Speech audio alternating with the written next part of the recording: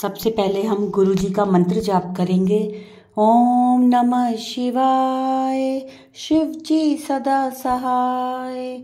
ओम नमः शिवाय, गुरु जी सदा सहाय। जय गुरु जी, शुक्राना गुरु जी। संगत जी, थोड़ा सा लंबा है सत्संग आज, पर बहुत ब्लेस सत्संग है, पूरा सुनिएगा। जय गुरु जी संगत जी। जय जय गुरु जी आंटी जी। जय गुरु जी। संगत जी, अभी मैं कल परसों का ही आपको एक सत्संग सुनाने वाली हूँ। मैं अपने मायके गई हुई थी और जैसे मैं मायके से अपने घर पहुंची, ससुराल पहुंची, तो ऐसा हुआ कि ये एक दिन लेट हो गए थे अपने ऑफिस जाने में और ये काफ़ी घबराए हुए थे। मैंने आपको पहले भी बताया है कि मेरे जो अंकल जी हैं वो फिजिकली ठीक नहीं है, रहते हैं।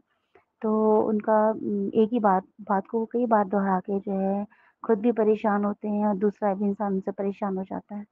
तो ऐसे कुछ उन्होंने किया हुआ था उस वक़्त भी कि जैसे हम लोग बस स्टैंड पहुँचे हैं मेरे मायके से, हम अभी घर भी नहीं गए और उन्होंने कहा कि मैं जो है ऑफ़िस में अपनी जॉइनिंग करवा कर आता हूँ।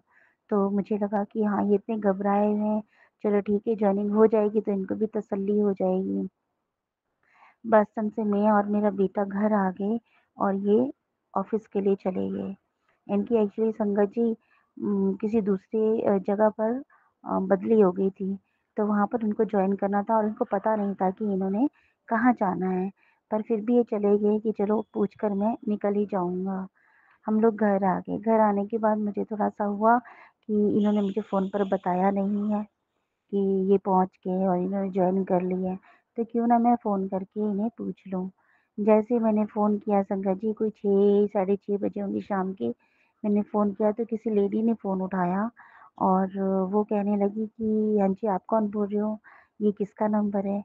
मैंने कहा ये मेरे हस्बैंड का नंबर है। कहते क्या नाम है इनका? मैंने उन्हें नाम बता दिया उनका।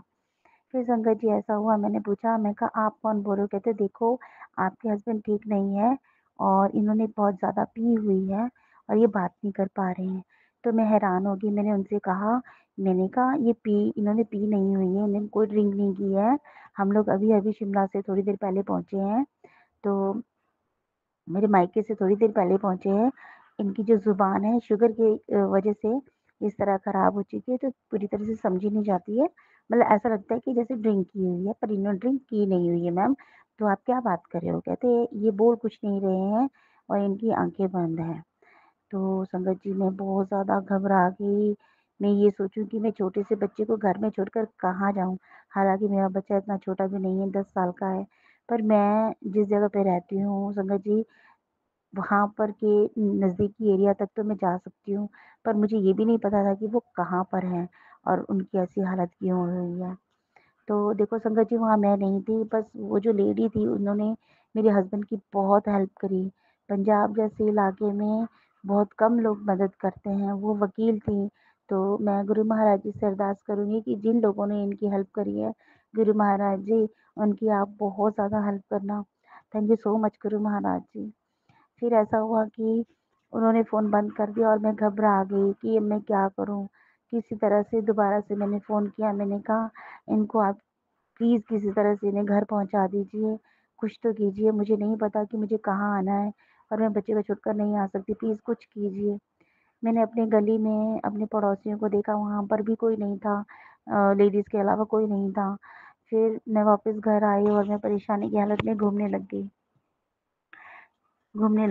और थोड़ी देर बाद मुझे एक भैया थे, वो उसी वक़्त ड्यूटी करके आए। मैंने उनको बोला, मैंने कहा भैया ऐसी-ऐसी बात है कि नहीं संगत जी ऐसा हुआ कि चलो वो वहाँ से आगे जहाँ बेहोश हुए थे वहाँ पर उनको होश आ गया और उन्होंने कहा कि मुझे ड्यूटी जॉइन करके ही जाना है। तो मुझे भी थोड़ा-सा हो गया कि चलो मैंने उनसे बात करी है। थोड़ी देर बाद ऐसा हुआ कि वो सुनने वाले तो किसी की है नहीं, तो वो बाइक लेके आ गए, घर की तरफ आ गए। और थोड़ी देर बाद मुझे फिर फ़ोन आता है कि फिर फ़ोन आता है कि देखिए ये किनका नंबर है? मैंने कहा ये मेरे हस्बैंड का नंबर है। कहते हैं अगर ये आपके हस्बैंड का नंबर है तो इनको रास्ता याद नहीं है और ये बोल रहे हैं कि मुझे नहीं पता कि मुझे कहाँ जाना है। संगत जी, जब मुझे पता चला कि ये पहली जगह से दूसरी जगह जाकर फँस गए हैं और ये वहाँ से नहीं, इनको याद ही नहीं कि उन्होंने कहाँ जाना है। तो मैं और ज़्यादा घबरा गई। घबराहट में मैं बाहर निकली और मुझे एक भैया दिखाई दिए, जो हमारी गली में उसी वक़्त जॉब करके आ रहे थे। मैंने उनको बोला कि प्लीज़ मेरे साथ चलिए, मैं भी आपके साथ चलती हूँ। ऐसी-ऐसी बात होगी, वो काफ़ी देर के निकले हुए हैं ऑफ़िस के लिए, लेकिन ना तो उन्हें ऑफ़िस मिल रहा है, ना उन्हें घर मिल रहा है, वो भटक रहे हैं। प्लीज़, मैंने कहा मुझे फ़ोन आए, आप चलिए। तो वो बहुत अच्छा इंसान है, उसने बोला कि नहीं आप यहीं रहिए, तो मैं उनको खुद लेकर आता हूँ। उसने किसी अपने दोस्त को फ़ोन किया और वो अपने दोस्त को लेकर जो है मेरे अंकल जी को लेने निकल गए। रात को 9 बजे वो घर आए और ठीक-ठाक घर आए। उससे पहले की बात मैं आपको संगत जी बताती हूँ, ऐसा हुआ कि जब मैं घर पहुँची बस स्टैंड से, तो अपना फ्रेश होके मैं फ़ोन लगी देखने की, काफ़ी टाइम हो गया मैंने गुरु महाराज जी के मैसेज नहीं देखे हुए हैं। तो मैं गुरु महाराज जी के मैसेज देखने लगी और जैसे मैंने मैसेज देखा तो गुरु महाराज जी का एक मैसेज आया हुआ था कि बहुत बड़ी बला थी जो मैंने टाल दी है। तो संगत जी देखो आप, वो मैसेज पढ़ने के बाद जब मैंने शाम को फ़ोन किया, तो वो वही बला थी जो गुरु महाराज जी ने टाल दी थी। मेरे हस्बैंड को बेहोश वो बेहोश हो गए थे। वो जो जो भी कुछ बला थी, वो थोड़े में गुरु महाराज जी ने टाल दी और मेरे अंकल जी जो है रात को 9 बजे घर पहुँच गए। शुक्राना गुरु महाराज जी। मैंने गुरु महाराज जी से कहा, गुरु महाराज जी मुझे नहीं पता, मेरे अंकल जी घर सही सलामत आने चाहिए। आप ही हो, आपके ही पास मैंने अरदास करनी है, आपका बच्चा है। पता नहीं कैसी बला थी जो आपने टाल दी महाराज। बस किसी तरह आप जो है हमारे अंग संग सहाय रहना, हमारा हाथ पकड़ के रहना। गुरुजी महाराज, आपकी तो बहुत-बहुत धन्यवाद महाराज, बहुत-बहुत शुक्राना। संगत जी, पता नहीं कैसी बला थी जो गुरु महाराज जी ने टाल दी। सच में ही मेरे अंकल जी उस दिन बहुत परेशानी में थे, बहुत ज़्यादा परेशानी में थे और गुरु महाराज जी ने वो प्रॉब्लम सॉल्व कर दी। गुरु महाराज जी ने मेरे अंकल जी को थोड़ी-सी थोड़ी-सी दिक्कत देकर जो है ठीक कर दिया। वो थोड़ी-सी दिक्कत भी हम लोगों के लिए बहुत बड़ी परेशानी हो जाती है, उसे सहन करने की हिम्मत भी गुरु महाराज जी ही देते हैं। तो धन-धन गुरु महाराज जी, धन-धन मेरे प्यारे गुरु महाराज जी। अनंतम, अनंतम, अनंतम शुक्राना गुरु महाराज जी। अनंतम, अनंतम शुक्राना। जय गुरु जी। संगत जी, आज के लिए सब शुक्राना सत्संग को मैं यहीं पर विराम दूंगी। ओम नमः शिवाय, शिव जी सदा सहाय। ओम नमः शिवाय, गुरु जी सदा सहाय। ओम नमः शिवाय, शिव जी सदा सहाय। ओम नमः शिवाय, गुरु जी सदा सहाय। जय गुरु जी। संगत जी, ये था हमारा आज का सत्संग। बहुत प्यारा, बहुत ही ब्लेस सत्संग था इन आंटी जी का।